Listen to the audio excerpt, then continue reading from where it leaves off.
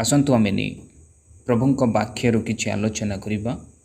आजिर आलोचन एफिसियो तार 6 पर्व 10 पदरु 17 पद पर्यंत आमे आजिर आलोचन आमे देखिबा।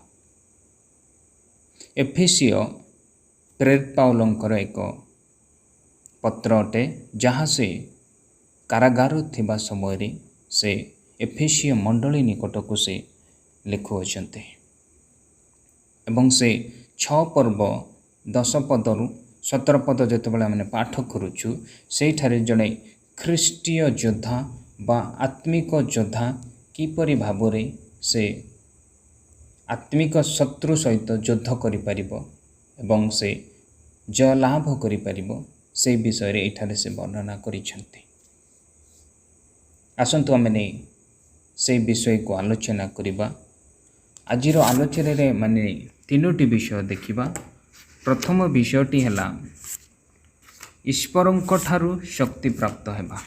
जेतेबेले माने 10 पद पाठ करूछु सेठारे प्रेरित पाउल लिखुअछन्ति, प्रभुंक ठारू शक्ति प्राप्त होई ताहांक पराक्रम रे बलवान हेबा निमंते से कहुअछन्ति।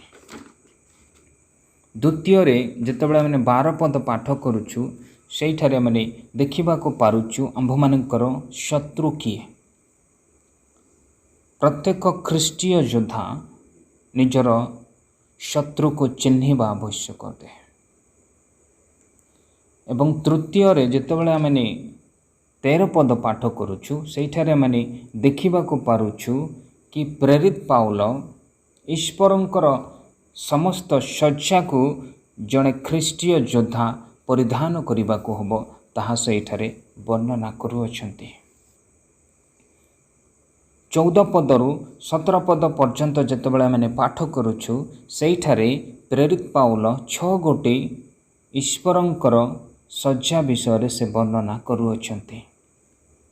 आसंतु आमे आजिर आलोचना रे से 6 गोटे ईश्वर दत्त सज्जा विषय रे वर्णना करिबा। जो सज्जा जड़े ख्रीष्टीय योद्धा परिधान करने को हब एवं से सहित शत्रु शैतान सहित जयलाभ करने को हब। आसंतु आमे देखिबा। प्रथम सज्जाटी हैला सत्यरूप कटिबंधनी। जड़े सैनिक युद्ध क्षेत्र को जीवा पूर्व से कटिबंधनी करिथाए एवं से युद्ध को जाए थाए।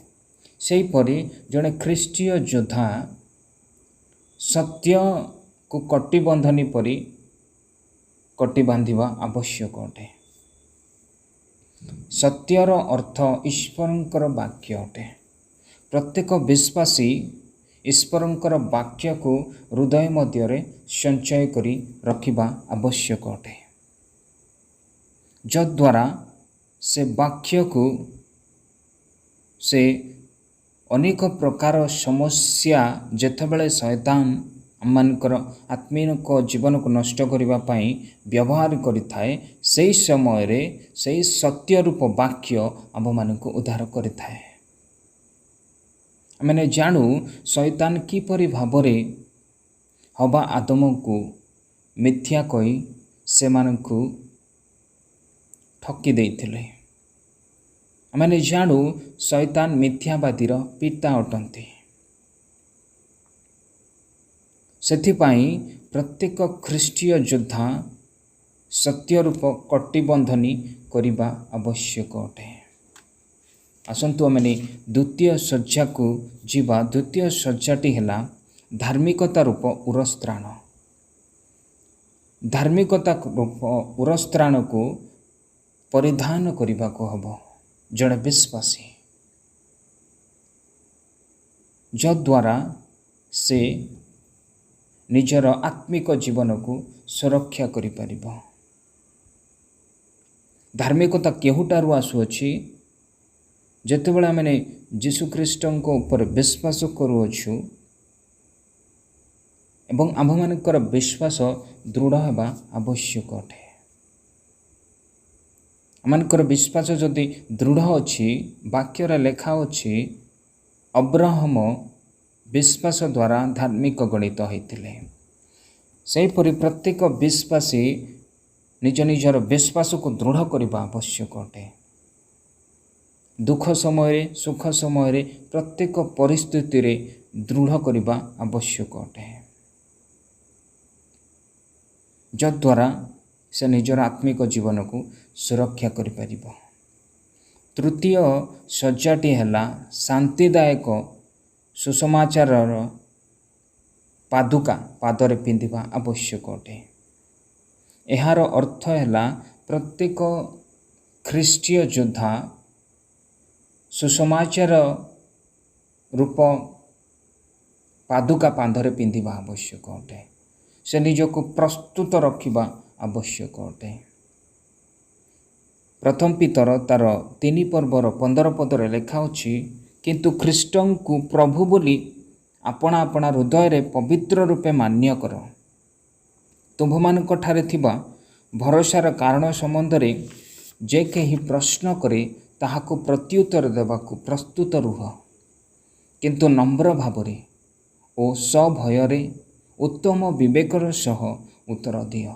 ଏହିଠାରେ ଆମେ ଦେଖିବାକୁ ପାରୁଛୁ କି ଯେଉଁ ଭରସା ଆମ୍ଭମାନଙ୍କୁ ଦିଆଯାଇଅଛି, ସେହି ଭରସା ନିମନ୍ତେ କେହି ଯଦି ଆମମାନଙ୍କୁ ପ୍ରଶ୍ନ କରେ ତାହେଲେ ଆମମାନଙ୍କ ପାଖରେ ଉତ୍ତର ରହିବା ଆବଶ୍ୟକ ଅଟେ। ରୋମିଓ ତାର 5 ପର୍ବର 1 ପଦରେ ଲେଖା ଅଛି, ଅତଏବ ବିଶ୍ୱାସ ଦ୍ୱାରା ଧାର୍ମିକ ଗଣିତ ହେବାରୁ ଆମ୍ଭେମାନେ ଆମ୍ଭମାନଙ୍କର ପ୍ରଭୁ ଯୀଶୁଖ୍ରୀଷ୍ଟଙ୍କ ଦ୍ୱାରା ଈଶ୍ୱରଙ୍କ ସହିତ ଶାନ୍ତିରେ ଅଛୁ। ଆମମାନଙ୍କର ବିଶ୍ୱାସ ଦ୍ୱାରା ଆମେ ଧାର୍ମିକ ଗଣିତ ହେଇଅଛୁ, ଆମ୍ଭମାନଙ୍କର କାର୍ଯ୍ୟକଳାପ ଦ୍ୱାରା ନୁହେଁ। ଆମ୍ଭେମାନେ ଆମ୍ଭମାନଙ୍କର ପ୍ରଭୁ ଯୀଶୁଖ୍ରୀଷ୍ଟଙ୍କ ଦ୍ୱାରା ଈଶ୍ୱରଙ୍କ ସହିତ ଶାନ୍ତିରେ ଅଛୁ। ଯୀଶୁଖ୍ରୀଷ୍ଟ ଆମ୍ଭମାନଙ୍କୁ ଈଶ୍ୱରଙ୍କ ସହିତ ଏକ ସମ୍ପର୍କ ସ୍ଥାପନ କରିଅଛନ୍ତି। ପ୍ରତ୍ୟେକ ବିଶ୍ୱାସୀ ଖ୍ରୀଷ୍ଟୀୟ ଯୋଦ୍ଧା ସେ ସୁସମାଚାର ରୂପ ପାଦୁକା ପାଦରେ ପିନ୍ଧିବା ଆବଶ୍ୟକ ଅଟେ। ଆସନ୍ତୁ ଆମେ ଚତୁର୍ଥ ସଜ୍ଜା ବିଷୟରେ ଆଲୋଚନା କରିବା। ବିଶ୍ୱାସ ରୂପ ଢାଳ। ଢାଳ ଜଣେ ସୈନିକ ପାଇଁ ଅତି ଆବଶ୍ୟକ ଅସ୍ତ୍ର ଅଟେ, ଯାହା ସେ ନିଜକୁ ସୁରକ୍ଷା କରିବା ପାଇଁ ବ୍ୟବହାର କରିଥାଏ। ସେହିପରି ବିଶ୍ୱାସ ଜଣେ ଖ୍ରୀଷ୍ଟୀୟ ଯୋଦ୍ଧା ପାଇଁ ଅତି ଆବଶ୍ୟକ ଅସ୍ତ୍ର ଅଟେ। ବିଶ୍ୱାସ ସେ ନିଜ ଆତ୍ମିକ ଜୀବନକୁ ସୁରକ୍ଷା କରିବା ପାଇଁ ସେ ବ୍ୟବହାର କରିଥାଏ। କୌଣସି ପରିସ୍ଥିତିରେ ମଧ୍ୟ ଯଦି ଆମମାନଙ୍କର ବିଶ୍ୱାସ ଦୃଢ଼ ଅଛି, ଆମେ କୌଣସି ପରିସ୍ଥିତିରେ ହାରିପାରିବା ନାହିଁ। ପ୍ରତ୍ୟେକ ବିଶ୍ୱାସୀ ଖ୍ରୀଷ୍ଟୀୟ ଯୋଦ୍ଧା ବିଶ୍ୱାସ ରୂପ ଢାଳ ଧରିବା ଆବଶ୍ୟକ ଅଟେ। ଆସନ୍ତୁ ଆମେ ପଞ୍ଚମ ସଜ୍ଜା ବିଷୟରେ ଦେଖିବା। ପଞ୍ଚମ ସଜ୍ଜାଟି ହେଲା ପରିତ୍ରାଣ ରୂପ ଶିରସ୍ତ୍ରାଣ। ପରିତ୍ରାଣ ରୂପ ଶିରସ୍ତ୍ରାଣର ଅର୍ଥ, ଶିରସ୍ତ୍ରାଣ ଜଣେ ଯୋଦ୍ଧା ପାଇଁ ଅତି ଆବଶ୍ୟକ ଅସ୍ତ୍ର ଅଟେ, ଯାହା ତାହାର ମସ୍ତକ ସୁରକ୍ଷା କରିବା ପାଇଁ ସେ ବ୍ୟବହାର କରିଥାଏ। ଯେତେବେଳେ ସେ ଯୁଦ୍ଧକୁ ଯାଏ ତାହାକୁ ସେ ପିନ୍ଧିଥାଏ, ଯଦ୍ୱାରା ତାର ମସ୍ତକ ସେ ସୁରକ୍ଷା କରିଥାଏ। ଜଣେ ବିଶ୍ୱାସୀ ସେହିପରି ପରିତ୍ରାଣକୁ ଶିରସ୍ତ୍ରାଣ ରୂପେ ପିନ୍ଧିବା ଆବଶ୍ୟକ ଅଟେ, ଯଦ୍ୱାରା ସେ ଶତ୍ରୁ ଶୈତାନ ସହିତ ଜୟଲାଭ କରିପାରିବ। ବାକ୍ୟରେ ଲେଖା ଅଛି, ଯୋହନ ତାର 8 ପର୍ବର 32 ପଦରେ, ତୁମ୍ଭେମାନେ ସତ୍ୟ ଜ୍ଞାତ ହେବ ଆଉ ସେହି ସତ୍ୟ ତୁମ୍ଭମାନଙ୍କୁ ଉଦ୍ଧାର କରିବ। ଆସନ୍ତୁ ଆମେ 6 ଗୋଟି ସଜ୍ଜା ବିଷୟରେ ଆଲୋଚନା କରିବା। ଆଉ ଷଷ୍ଠ ଗୋଟି ସଜ୍ଜାଟି ହେଲା ଆତ୍ମିକ ଖଡ୍ଗ, ଅର୍ଥାତ୍ ଈଶ୍ୱରଙ୍କର ବାକ୍ୟ ଅଟେ। ଆମେ ଜାଣୁ ଈଶ୍ୱରଙ୍କର ବାକ୍ୟରେ ଶକ୍ତି ଅଛି। ଆମେ ଜାଣୁ ଈଶ୍ୱରଙ୍କ ବାକ୍ୟ ଅନେକଙ୍କ ଜୀବନକୁ ପରିବର୍ତ୍ତନ କରିଥାଏ।